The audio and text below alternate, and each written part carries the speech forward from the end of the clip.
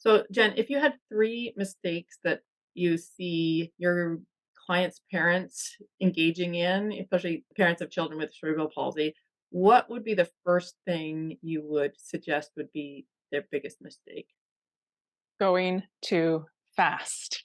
Just slowing down can change everything. That's true for all of us. Not even just physical slowing down, but like expectations, timelines. If we slow down, we can observe more. We can be a better advocate for our child. Yeah. Well, you can take in more information when you slow down. You can process the information better and you can output information better when you have the space to do that. I learned yesterday that October is sensory awareness month. Sensory awareness is all about slowing down too. Understanding what your nervous system, the information your nervous system is gathering from your senses, allowing time for that information to come into our system so we can make a shortcut, which is our thinking. We need to have the physical experience of seeing, hearing, touching, tasting, Smelling, proprioception. smelling, proprioception. We need to have those physical experiences in order to make sense of our world. Exactly. And rushing through things, expecting something to come fast for your child is sort of setting them up for really dramatic failure or a loop in a habitual pattern that they're just going to repeat over and over again. By slowing yourself down, you allow your child's brain to collect all of those senses and all of that information and process it in their own time, unique for them. Number two mistake you might be making is you are doing things to your child instead of involving them in their own life. I'm guilty of this for sure, of just wanting to get the thing done, wanting to get the diaper change done, wanting to get the coat on, the shoes on, and out the door, just done.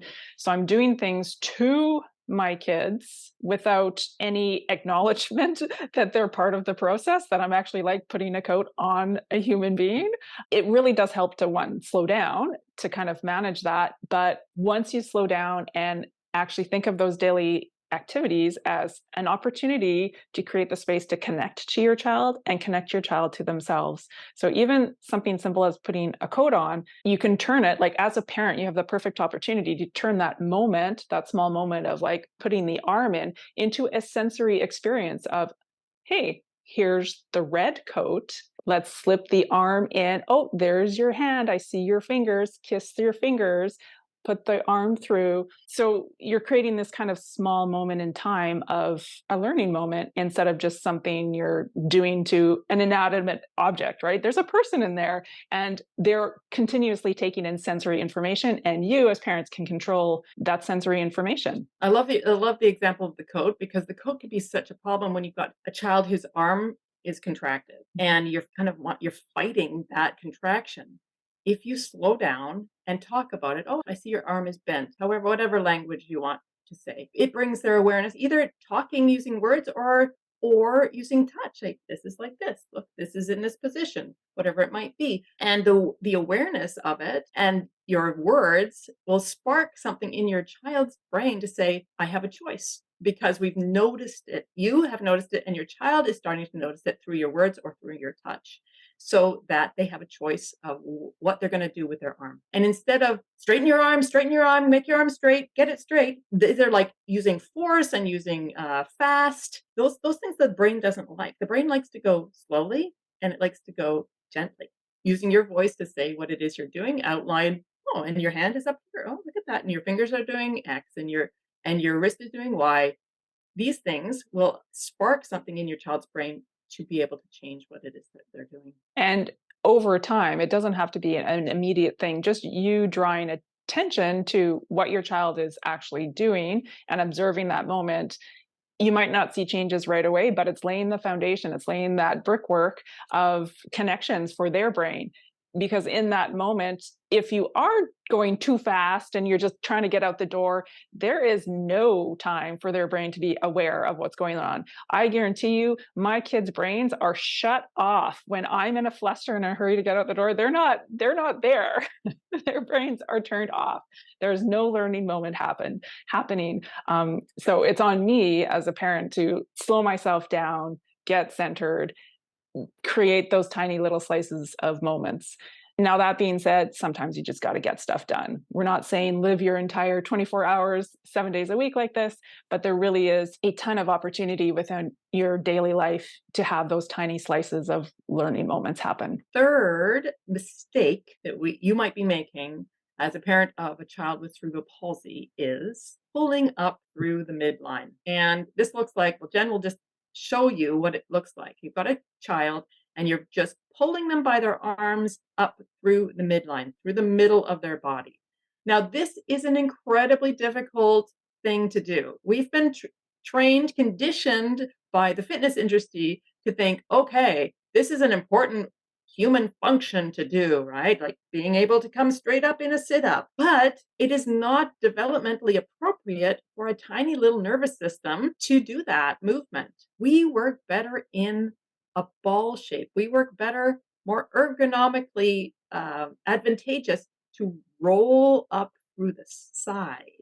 Now, Jen has a lot of videos online already about how to do this with your child, and she'll show you right now how it's much easier for their nervous system to come up through the side, up to sitting and cuddling. And what happens when you do something like this is it's much easier for your child's brain to understand what's going on because it feels safe, because they're not trying to do something that feels uncomfortable and it or feels like any kind of pain. So they're not learning discomfort or effort. They're not learning effort when they come up from the side. They're learning how gravity can be their friend. Exactly. I always get parents to try this position themselves and imagine being pulled up by your arms.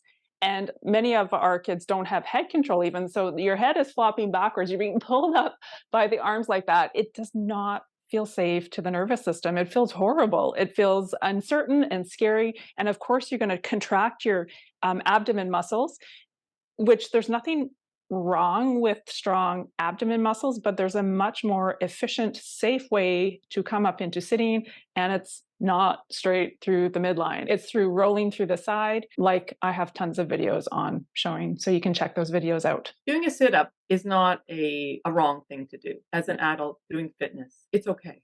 It's just that in this situation, it's not the best for your child's brain. Now, don't get us going on tummy time or stretching. Yes, stretching and tummy time. We just did a video on stretching. So that might be the fourth mistake that you might be doing with your child with cerebral palsy is stretching. And we have a video all about that. You can check it out here about why stretching isn't the most efficient way to help your child with spasticity and what to do instead. All right, so that's our 3 mistakes that you might be making with your child with cerebral palsy. Is the first one, you might be going too fast. And the simple way to change that is just to slow yourself down. The second mistake you might be making is doing things to your child instead of connecting to your child and involving them in the process. And the third mistake you might be making is picking your child up straight through the midline. And the simple change for that is to roll them through their side in a way that's more developmentally appropriate for them to learn how to come up into sitting eventually on their own. So now that you know what 3 mistakes you might be making, let us know below which one you are resonating with. Are you guilty of at least one of those things? I did all 3. But now that I know better, I do better. All right, I hope this was helpful, and make sure to subscribe for the next video, and we will see you in the next video. Bye. Bye.